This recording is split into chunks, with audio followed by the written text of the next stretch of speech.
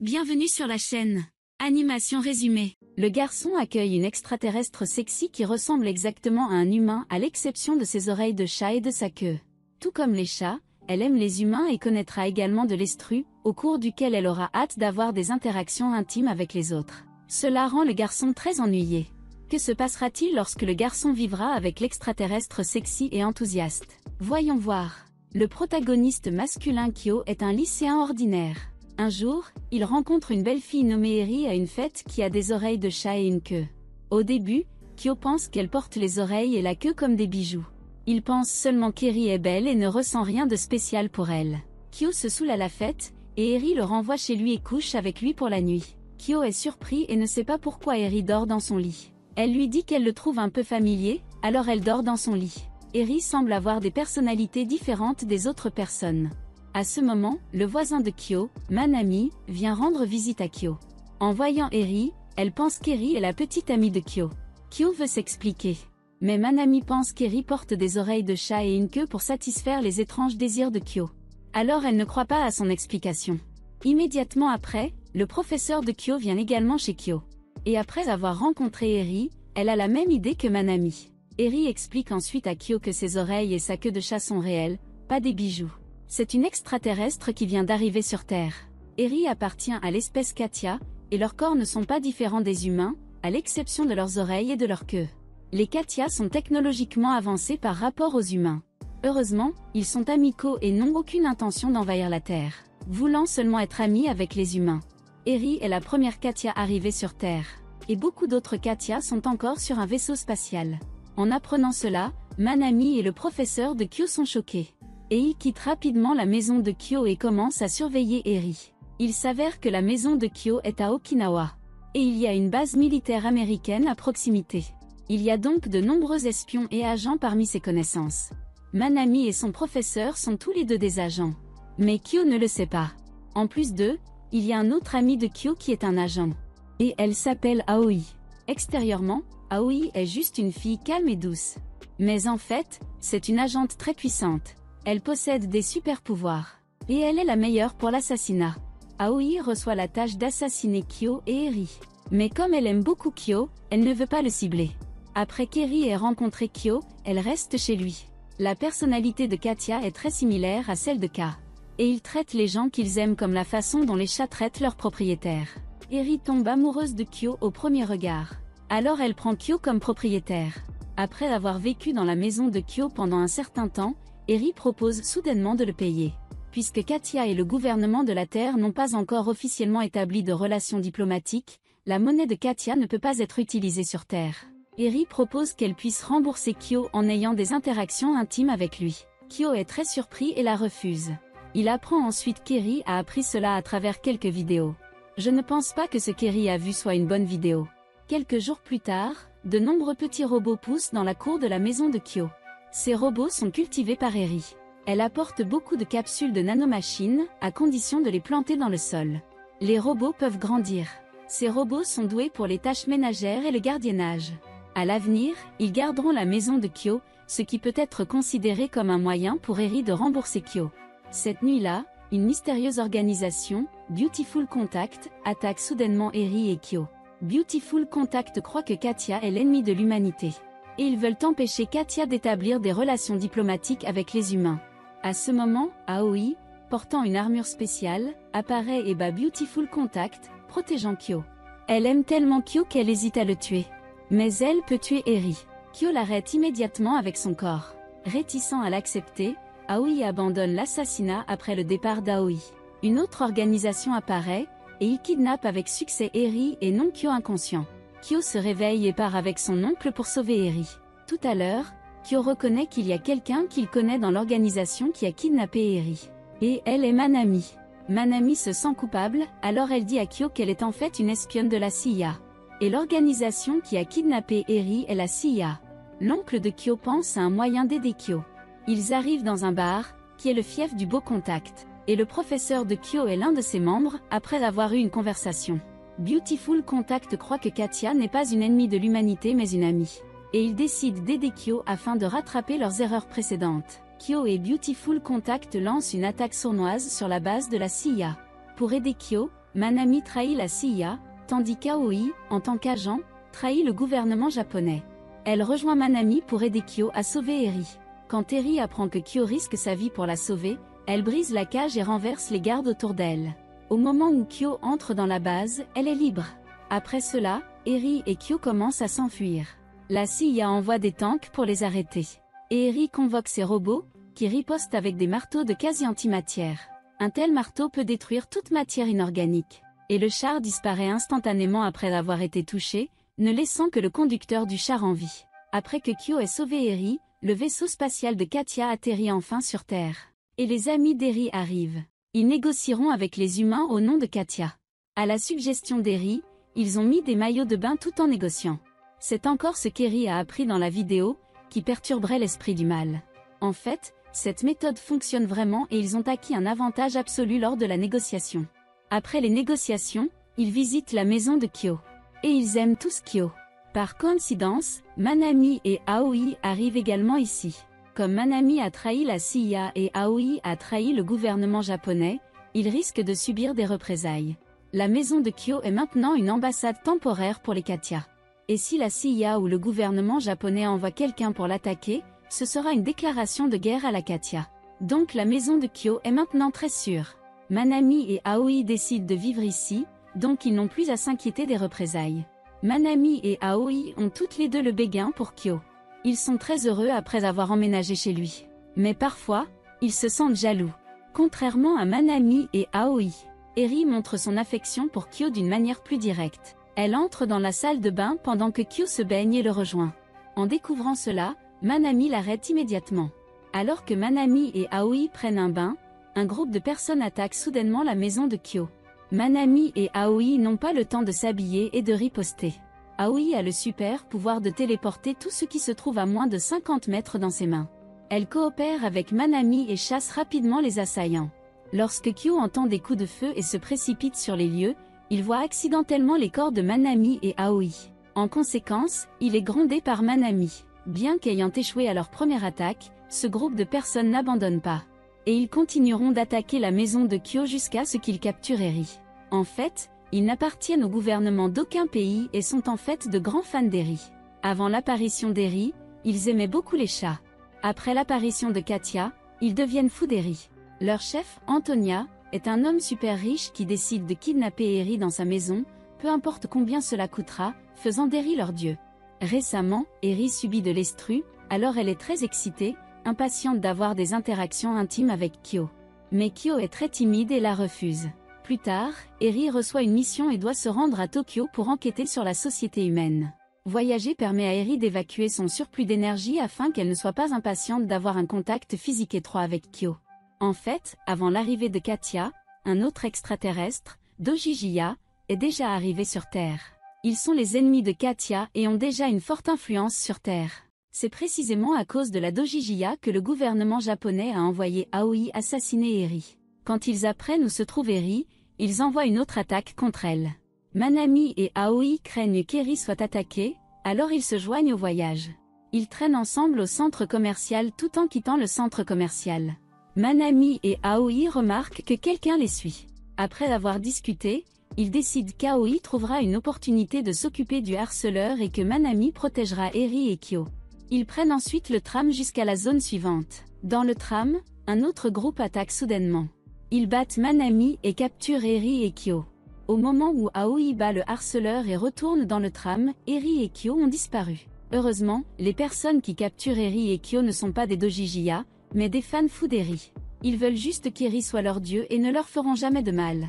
Ils sont basés sur le bateau de croisière d'Antonia, l'un des navires de croisière les plus luxueux au monde. Et c'est aussi énorme qu'un porte-avions. Aoi et Manami décident d'aller sur le bateau de croisière pour sauver Eri et Kyo. Antonia et ses subordonnés traitent bien Eri. En plus de la libérer, ils répondent également à toutes ses demandes. Lorsque Dojijia apprend qu'Eri est sur le bateau de croisière d'Antonia, il décide de détruire tout le bateau de croisière. Pendant ce temps, Aoi et Manami achètent des armes et un navire. Mais après avoir acheté des armes, ils n'ont plus d'argent pour acheter le navire. Heureusement, ils trouvent une équipe de tournage qui tourne un film ici, et ils ont un super bateau. Ils se déguisent en figurants et se faufilent dans la scène de tournage. Lorsqu'il filme la scène du pilotage du navire, il chasse le navire. Il trouve bientôt le bateau de croisière d'Antonia, où se trouvent de nombreuses armes. Mais ceux-ci ne peuvent pas toucher Aoi et Manami. Il s'avère que les Dojijia ont également commencé à attaquer le navire de croisière et qu'ils ont déjà détruit son système de contrôle des armes. Aoi et Manami apportent un robot pour les aider à se battre. Le robot est capable de tirer des balles antimatière, qui peuvent détruire instantanément toute matière inorganique. Ils font un trou dans le bateau de croisière et y pénètrent par ce trou. Une bataille très féroce s'ensuit alors à l'intérieur du bateau de croisière. Aoi et Manami battent d'abord les gardes, puis rencontrent Dojijia.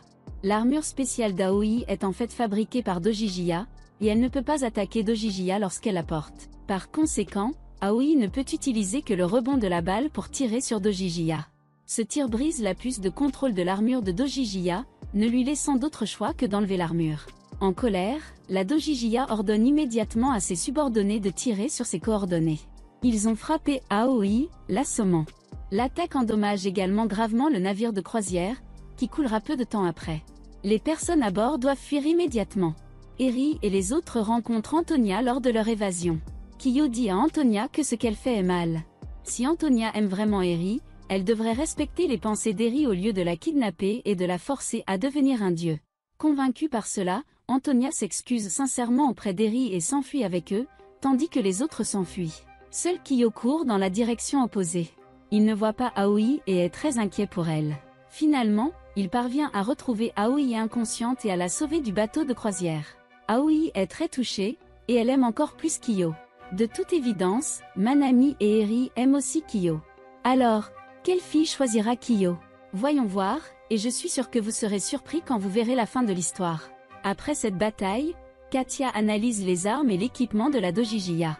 Ils savent que la Dojijia les attaquera à nouveau. La chambre de Katia est spéciale, et les nanorobots peuvent créer n'importe quelle scène ici. Ils créent une scène silencieuse et y tiennent une réunion. Comme il fait trop chaud, ils changent de décor pour un hiver en plein air. Et cette fois, ils ont si froid. Pendant ce temps, Aoi et Manami analysent la bataille précédente. Ils décident d'avoir plus d'entraînement au combat pour se préparer à la prochaine bataille. Mais Kiyo pense que s'entraîner à tirer dans la cour effraiera les voisins. Il leur demande donc de choisir un endroit approprié. À ce moment, une Katia suggère qu'ils aillent s'entraîner sur le vaisseau spatial de la Katia. Alors ils arrivent au vaisseau spatial. Ici, ils peuvent créer n'importe quelle scène, et la plupart des Katia passent leur estru dans cette pièce. Ils peuvent créer les partenaires de Katia pour les accompagner à travers l'estrus ici. Alors Aoi et Manami commencent leur entraînement ici. Aoi a déjà d'excellentes compétences en tir, alors elle décide de s'entraîner à cuisiner ici. Manami s'entraîne au tir avec de nombreuses armes différentes ici. À mi-chemin, elle crée Kiyo et lui avoue. Kiyo dit à Manami qu'il ne l'aime pas et la considère comme une amie. Manami sait que ce Kiyo est faux. Mais elle se sent toujours triste parce que le vrai Kiyo donnera probablement une telle réponse aussi. Kiyo grandit avec Manami, et il ressemble plus à des amis qu'à des amants. Manami sait qu'elle n'aura probablement pas la chance d'être avec Kiyo. Alors elle veut qu'il tombe amoureux d'une autre gentille fille. Elle pense qu'Aoi est plus appropriée pour Kiyo qu'Eri. Alors elle décide d'aider Aoi à gagner le cœur de Kiyo. Les histoires précédentes se sont toutes déroulées pendant les vacances d'été. Et maintenant, les vacances d'été sont terminées. Kiyo, Aoi et Manami retourneront à l'école. Afin de rester avec Kiyo, Eri est également transférée dans son école, pour se rapprocher d'Eri. Antonia la suit à l'école. Antonia est super riche, donc ses gardes du corps sont également transférés ici. Kiyo est membre du ciné-club. Récemment, le ciné-club aura un voyage. Et Eri veut voyager avec Kiyo. Alors elle rejoint le ciné-club. Bien sûr, Antonia et ses gardes du corps rejoignent également le ciné-club. Manami veut aider Aoi à gagner le cœur de Kiyo. Elle rejoint donc également le ciné-club avec Aoi. Cette fois, ils se rendront à la plage. Et Antonia envoie un convoi de voitures pour escorter les membres du ciné-club. Après avoir atteint la plage, Kiyo suggère à tout le monde de se changer en maillot de bain et d'aller nager ensemble. Cependant, Aoi et Manami n'apportent pas de maillot de bain. Heureusement, Antonia fait des préparatifs parfaits. Ses subordonnés ont installé de nombreuses tentes au bord de la mer, où il existe différents styles de maillots de bain. Les filles se mettent en maillot de bain dans la tente. Et en les voyant, les garçons du ciné-club sont surpris. Tout le monde joue au bord de la mer jusqu'au soir. Antonia organise un barbecue pour le dîner. Après avoir dîné, Kiyo invite soudainement Aoi à se rencontrer seule. Aoi pense que Kiyo va lui avouer. Et elle a hâte d'y être. Mais Kiyo veut juste qu'Aoi lui apprenne à se battre. Aoi se sent très triste et perdue. À ce moment, Eri vient à elle. Aoi est jalouse d'Eri. Parce qu'Eri n'est pas seulement belle, mais aussi gentille et douce. Et elle pense que Kiyo tombera définitivement amoureuse d'Eri. Après avoir appris ses problèmes, Eri la réconforte doucement. Juste à ce moment, le Dojiji monte des robots pour les attaquer à nouveau, qui sont plus tard vaincus par les robots d'Aoi et Ketia. Après cette expérience, Kiyo veut apprendre à se battre encore plus. Comme il veut protéger ses amis, Aoi n'est également plus triste des événements d'hier. Elle sait à quel point Kiyo veut apprendre à se battre. Alors elle accepte sa demande. Aoi emmène Kiyo au stand de tir. Et elle a l'intention de lui apprendre à tirer. Le pistolet que Kiyo utilise est chargé de balles d'antimatière, qui ne détruisent que les armes des autres et ne tuent pas les adversaires. En plus de tirer, Aoi apprend à Kiyo à se battre avec les mains. Il s'entraîne sur le vaisseau spatial de Ketia, où différentes scènes peuvent être créées instantanément. Kiyo peut donc apprendre différentes compétences rapidement. Auparavant, Manami s'entraînait avec Aoi. Mais après que Kiyo commence à apprendre à se battre, elle ne se joint pas à leur entraînement. Manami veut laisser Aoi seule avec Kiyo. Mais Aoi ne comprend pas ses pensées. Elle demande à Manami de continuer à s'entraîner, seulement pour être rejetée par elle. Manami trouve une excuse pour dire qu'elle est assez forte et qu'elle n'a plus besoin de s'entraîner. Alors il propose d'avoir un duel. Le perdant doit obéir inconditionnellement aux ordres du gagnant une fois. Aoi veut l'utiliser pour continuer à entraîner Manami. Ils arrivent ensuite dans une forêt. Avoir un duel dans la forêt peut tester leurs différentes capacités. Aoi et Manami doivent survivre dans la forêt avant de se rencontrer. En outre, ils doivent trouver l'emplacement de l'autre en fonction des traces. Aoi et Manami s'approchent lentement l'un de l'autre et finissent par se découvrir presque en même temps. Ils utilisent des balles antimatière pour se tirer dessus. Et Aoi frappe d'abord l'arme de Manami, faisant disparaître son arme. Mais Manami a encore des armes de rechange, tandis qu'Aoi est à court de balles. Au final, c'est Manami qui remporte le duel.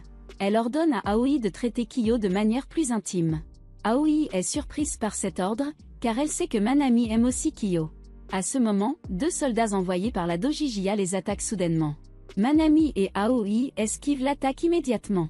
Et puis ils travaillent parfaitement ensemble pour approcher les deux soldats et détruire leurs armes et leurs vêtements. Après ce combat, Manami et Aoi se réconcilient. Quand ils rentrent chez eux, Aoi se rapproche de Kiyo comme convenu. Mais Kiyo ne se rend pas compte qu'Aoi l'aime, ce qui rend Manami anxieux et impuissant. Après un certain temps, un robot spécial viendra sur Terre. Ce robot est le premier robot intelligent construit par Catus. Elle s'appelle donc Elbunité 001. Et les robots ultérieurs peuvent être considérés comme ses descendants. Catus construit des robots pour explorer l'univers. Mais le vaisseau spatial de Elbunité 001 a été endommagé lors d'un voyage à destination de la Terre, dérivant dans l'espace pendant près de 1000 ans. Récemment, il a été trouvé. Puisqu'Elbunité 001 est gravement endommagée, elle s'éteindra bientôt pour toujours. Et son souhait est de visiter son ancienne destination avant qu'elle ne soit complètement endommagée. Peu de temps après, elle arrive sur Terre. Elle est différente des autres robots. Les robots d'aujourd'hui ressemblent plus à de jolis chatons. Et Elbunité 001 ressemble plus à Catus. Les autres robots accueillent très chaleureusement leur ancêtre uni, 001. Elbunité 001 dit à Kiyo qu'auparavant, Catus n'avait pas de technologie avancée. Ainsi, les robots ne pouvaient être transformés que sous l'apparence de Katia.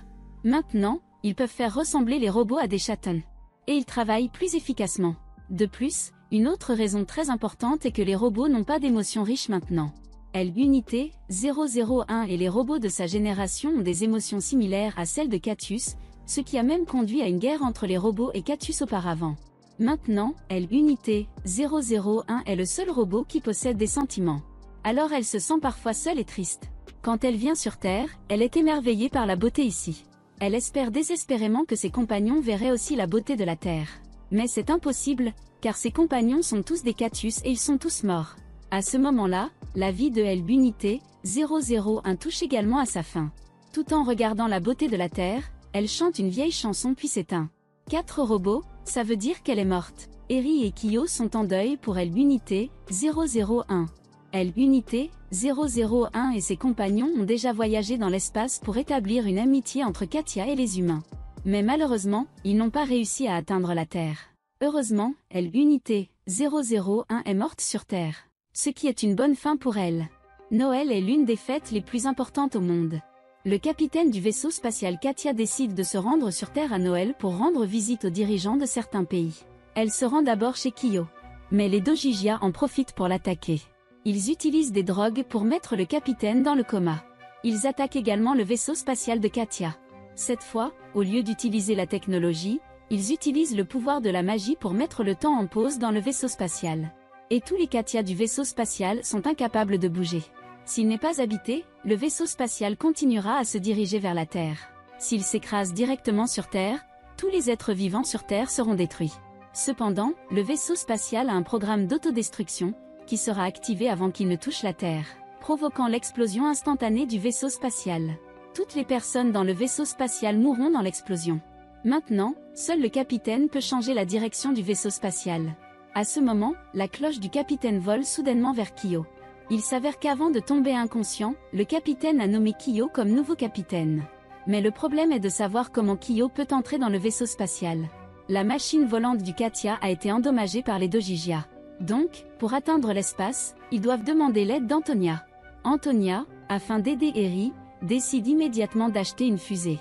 Ensuite, tant que Kyo peut s'approcher du vaisseau spatial, les robots peuvent créer un simple dispositif de téléportation pour l'envoyer dans le vaisseau spatial. Mais ensuite Antonia leur dit que les roquettes ont été épuisées. Les Dojijia ont acheté toutes les fusées à l'avance. Eri pense à une autre façon. La cloche de Katia est comme un superordinateur. Dans la cloche du capitaine, il y a une fonction magique, qui permet à l'utilisateur de changer la structure d'un objet et de créer un nouvel objet selon l'imagination de l'utilisateur. Autrement dit, si Kyo peut imaginer la construction d'une fusée, la cloche peut fabriquer une fusée. Cependant, Kyo ne comprend pas la structure des fusées. Mais si on lui donne un coup d'œil de plus près à une fusée, il peut le faire après enquête. Le subordonné d'Antonia découvre qu'il existe une fusée abandonnée en Russie, ce qui est une bonne substance de référence. Alors ils vont immédiatement en Russie. Un soldat les conduit dans une base militaire, où Kyo rencontre la fusée. Il commence alors à essayer de construire une fusée. Mais c'est très difficile. Et il échoue à plusieurs reprises. Pour aggraver les choses, un espion de Dojijia kidnappe soudainement Kyo. Aoi est le premier à venir aux côtés de Kyo. Elle tire immédiatement, et la balle d'antimatière détruit le pistolet de l'espion. Bientôt, Kyo est sauvé. Mais l'espion dit aux Dojijia que Kyo est là. Maintenant, plusieurs armées se précipitent vers cette base militaire. Il ne reste que 3 heures avant l'arrivée des armées. Et Kyo doit construire une fusée en 3 heures. Au moment critique, l'imagination de Kyo est au-delà de ses attentes. Il construit non seulement une fusée, mais la transforme également en une fusée capable de transporter de nombreuses personnes. Kyo et ses compagnons se dirigeront ensuite vers le vaisseau spatial de Katia pour sauver tout l'équipage. Antonia et ses subordonnés resteront ici pour combattre les armées à venir, et ils couvriront le décollage de la fusée de Kyo. Cette opération est très dangereuse et tout le monde sur la fusée peut mourir dans l'univers. Alors Manami veut qu'Aoi se confesse à Kyo. Comme c'est peu, être la dernière chance. Aoi sait que Manami aime aussi Kyo, et elle espère que Manami lui avouera également à la dernière chance. Menant à une dispute entre eux. Quand Eri entend la raison de leur dispute, elle leur dit que Katia peut avoir plusieurs partenaires en même temps. Elle suggère donc qu'ils ont tous les deux une relation amoureuse avec Kyo. Convaincus par cela, Manami et Aoi embrassent Kyo à tour de rôle. Et Eri ne manquera pas non plus cette chance. Embrasser Kyo affectueusement. Ensuite, ils enfilent des combinaisons spatiales et quittent la fusée ensemble, donnant à Kyo une couverture pour entrer dans le vaisseau spatial de Katia, à mi-chemin. La roquette est attaquée par les Dojijia. Manami, Aoi et Eri bloquent l'attaque pour Kyo. Avec leur aide, Kyo entre dans le vaisseau spatial. Après quoi, il détruit le tableau magique pour arrêter la magie du temps de pause. Après s'être réveillés, les Katia ripostent immédiatement aux Dojijia. Maintenant, Kyo n'a plus qu'à changer la direction du vaisseau spatial. Mais son ordre ne fonctionne pas. Il s'avère que le système de contrôle du vaisseau spatial vérifiera automatiquement l'ADN du capitaine. Et seuls les Katia peuvent le contrôler. Donc Kyo ne peut pas contrôler le vaisseau spatial même s'il est le nouveau capitaine. Cependant, la cloche du capitaine peut même modifier la structure du corps humain. Ainsi, Kyo peut même devenir instantanément un Katia s'il le souhaite. Sans hésitation, Kyo accepte de devenir un Katia et empêche le vaisseau spatial d'avancer. Après cela, le capitaine se réveille également et reprend les commandes du vaisseau spatial. Pour remercier Kyo, les Katia offrent un cadeau de Noël spécial à la Terre, qui est un ascenseur spatial comme un arbre de Noël. Dans le futur, les humains peuvent entrer dans l'espace en prenant cet ascenseur. En regardant l'ascenseur spatial, Kiyo et ses amants passent un agréable Noël. Et ils vivront une vie heureuse à l'avenir. Cela amène la fin de cet anime. Cet anime crée une course très intéressante. Les Kitia, qui possèdent une technologie beaucoup plus avancée que les humains. Mais ils ne sont pas agressifs. Et ils veulent seulement être amis avec les humains. Les Kitia semblent être toutes de belles filles. Et ils sont aussi mignons que des chats. Comme les méchants dans cet anime. Les Dojijia ont l'air méchants et méprisables. Ils ne sont pas aussi fidèles et mignons que les chiens en réalité. Et je crois que l'auteur doit aimer davantage les chats.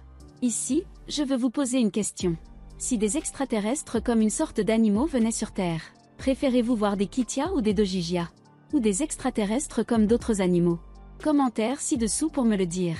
À la fin. Merci d'avoir regardé. N'oubliez pas d'aimer et de vous abonner. Votre soutien compte beaucoup pour moi. Et j'espère que ma chaîne sera meilleure.